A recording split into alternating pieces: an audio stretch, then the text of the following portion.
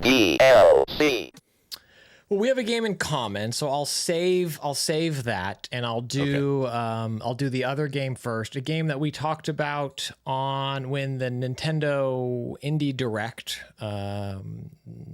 Indie World Showcase. That's the name they use now. A couple weeks ago, yeah. A couple weeks ago, the one that I think jumped out at me as being a fun, good time, and that is Little Kitty, Big City.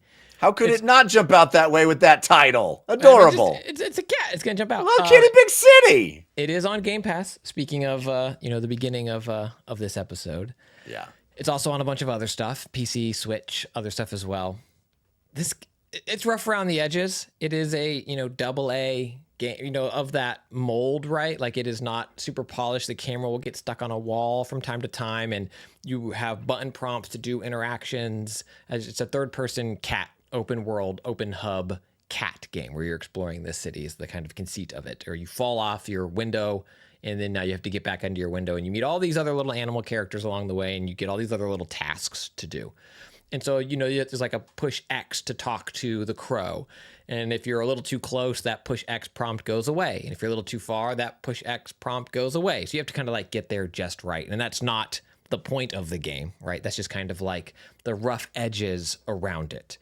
But if you can see past those rough edges, it is just a super fun, cozy, micro open world game. It does a thing that so many of these big open world games do where you're off on doing one thing and then you don't know how to get 4 feathers or whatever thing you're trying to do. So you encounter this other character and this character's like, I don't know anything about feathers, but I'm looking for bottle caps. Can you help me find 3 bottle caps? And another thing shows, and you're like, well, okay.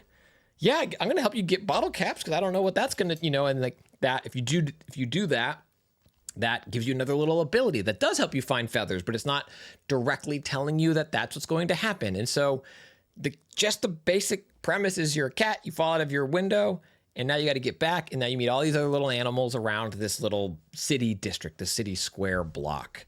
And you're kind of encountering these moments, and it's cute and fun and very self-aware that you're this cat. You're kind of, cats are often jerks. One of the moves you have is just knocking plants off ledges. That's like a control item is a little swipe, and you just, it's like, congratulations, you knocked off 100 plants. You trip people and then steal stuff from them. Or you can like nuzzle up and purr next to them. And I think I think generally it's a very fun, cozy game that I think can work for a lot of people on its own.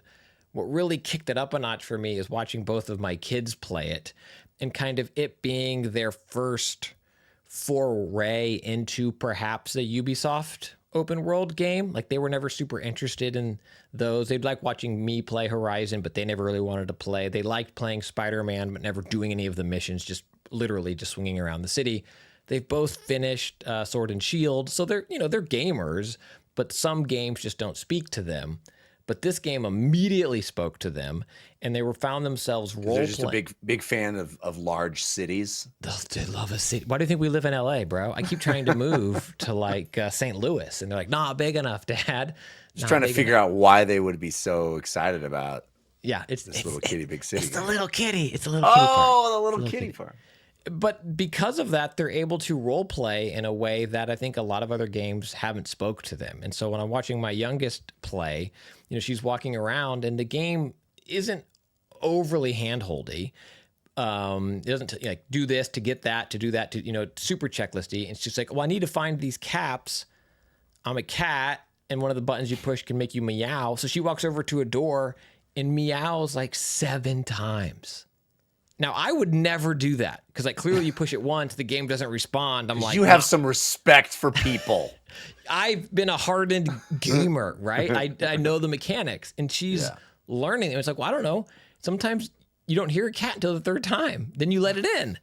And it's just really cool and refreshing to see them connect with it and then have this game also be funny and kind of subvert some of those expectations. And as they're learning those mechanics, Jeff, we were talking offline a little bit about your oldest and his progression through the Mario games, and like when can you start to apply some of those twists that we've experienced as we've grown up with them.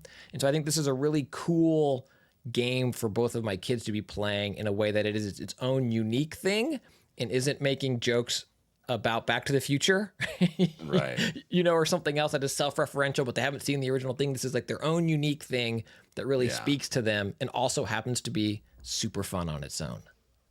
Well, Little there you Kitty, go. Big City. Little Kitty, Big City. How does it compare to the other cat game? Yeah. You know, like Stray X Little Kitty Big City. This is a deep impact Armageddon situation, is what this Right. is.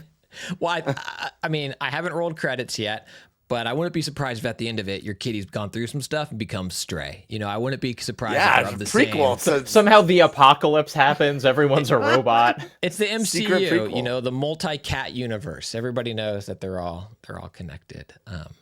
Yeah, cats. No, but seriously, like, is it a similar experience? I mean, because 2 cat games, I played all of Stray. No, Is not it a similar. going to feel experience at all. redundant? No.